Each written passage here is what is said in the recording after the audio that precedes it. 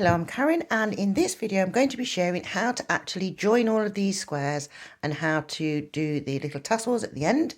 Okay, so this is part of the Ivy Cage series of videos that I'm doing where we've got secret messages inside the blankets. Okay, so what I'm going to do is I'm going to just take out my squares.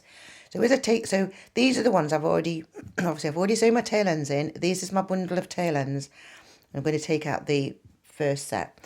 Now, yes, these are a little bit curved, but don't worry about this. Right, so what you're going to do, I'm doing 4mm crochet hook. I'm doing these in the green. I've just got, this is an Aldi double knit yarn that I've got some left over from. Okay, so what I'm going to do is I'm going to just share with you yeah, as simplistically as I can. Remember, you need to leave long tail ends on these ones. These are part of your tassels and things, so you do need to do them. So you're going to begin with a twist on your hook. You're going to get 2 squares. You're going to put them back to back. So you've got your front and your back. So they're going to be like that. You're going to slip stitch through the chain 1 corner. There. You make a chain of 3. So it goes 1, 2, 3. Slip stitch or single crochet between the next gaps there. And then go 1, 2, 3, and then into the next gaps and into there, and slip stitch. Now you're going to be joining along, so we need to do a chain 1 first, then we need to get our next pair. So you're going to go through there,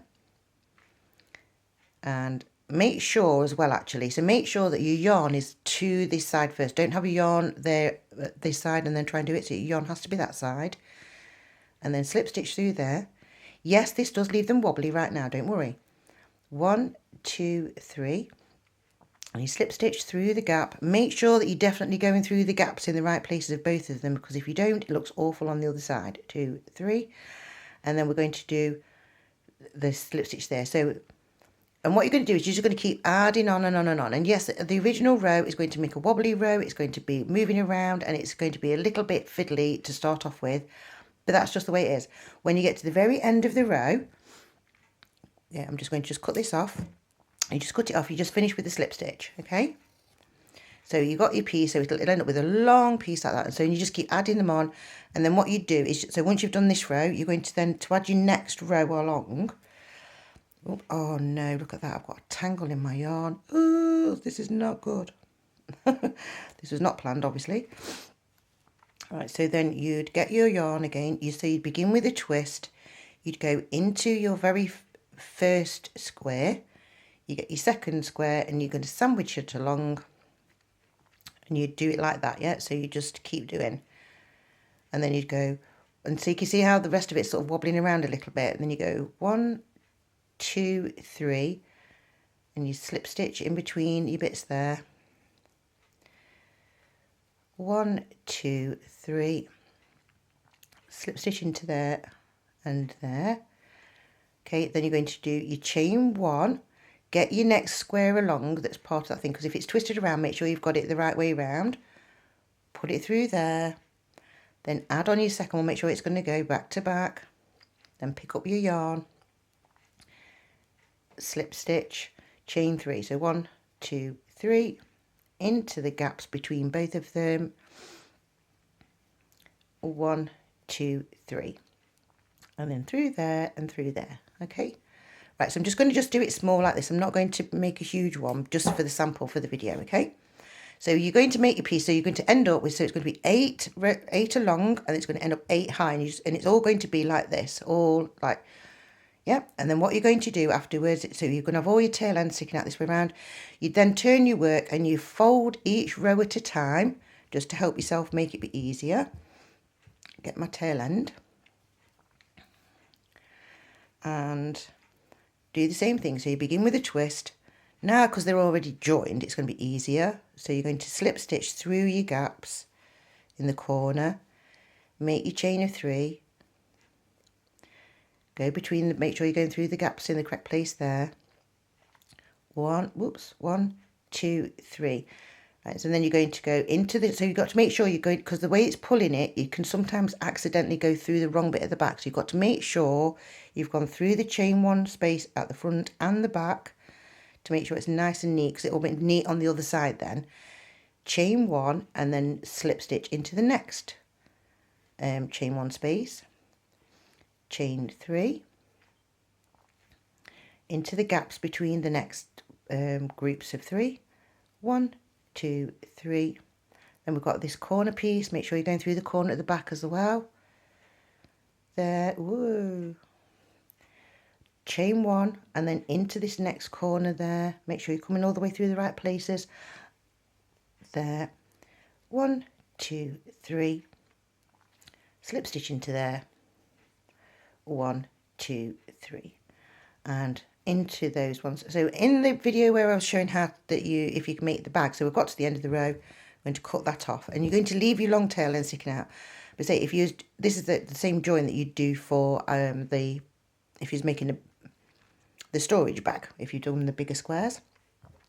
Right, so what I'm going to share with you now is how to do the edges. So you don't do these, don't cut these off yet. You need those tail ends in place. Okay. So you're going to begin on the corner with the slip stitch like you've been doing. Make a chain of 3. And then we're going to just do it to there. 1, 2, 3. Now you need to make sure these tail ends are coming forward. Don't have them dropping behind. And yes, they look a bit loose, don't worry. So you're going to do your slip stitch, chain 1, and then slip stitch into your next corner. Chain 3. And slip stitch into there. 1, 2, 3. Into the corner. Make sure these tail ends are out of the way. Chain 1. Into this corner. There's a slip stitch. 1, 2, 3. And slip stitch into there. 1, 2, 3. Now, because I'm getting into a corner, we're going to do a chain 1 and then slip stitch back into the corner, the same space. 1, 2, 3, and you go all the way around like this. 1, 2, 3. I'm just looking how much time I've got. Make sure I've got enough time to do this. 1, and there. 1, 2, 3. I think. Yeah, it will be. I'll just keep crocheting really quickly to get there. 1, 2, 3. A corner. Chain 1. I was thinking of pausing the video and just finishing it, getting down to the end. I might actually. I'm just going to pause the video. I'm just going to just make it all the way down to this other side. So I'll be back in a minute. Okay, so I've made it. So I'm nearly at the end. So I'm just going to do my last chain 3. So it's 1, 2, 3. And this is the place where I began. So I'm going to do a slip stitch, a chain 1. And I'm going to go back into that same space there. And I'm going to cut off my yarn. So this corner has got 2 tail ends in it. And these ones, I'm going to tie them in a nice knot to keep those nice and neat and make it look nice there. Okay, so now what you're going to do, so all of these, so this is what the back looks like. Look, there, looks lovely. Get these lovely little squares.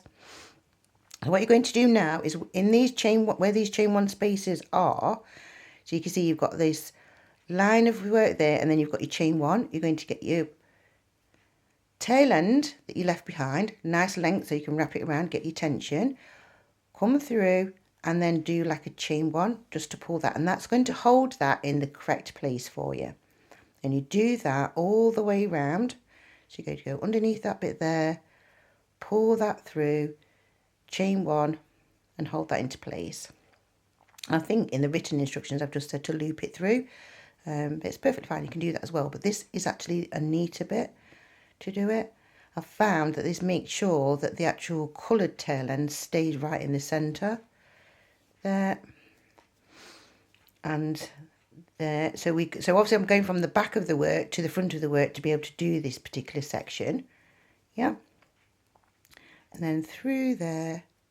Whoa, I come at a funny angle there. Chain 1, pull through. So I've got all of my tail ends all through into the nice place now, okay? So that's what your work would look like, yes, and you'd have all your tail ends sticking out. Then what you do is you use the tail ends that you've left over when you did all your sewing in. So you're going to get those, and you don't use all of these for this section, but okay, and so then, because these are all going to be different lengths, so what you're going to do is make those, fold them in half, and you're going to go from the front this time. So you're going to put your hook through the work, put that tail end out of the way a minute, pick up the loop, pull it through, then you're going to get all of the tail ends together, and then do a chain one like that way around, so it loops it together. Then you get your the two that you've just added on. If you pull those to one side as you pull it tight, the coloured strand that you've got always stays in the middle.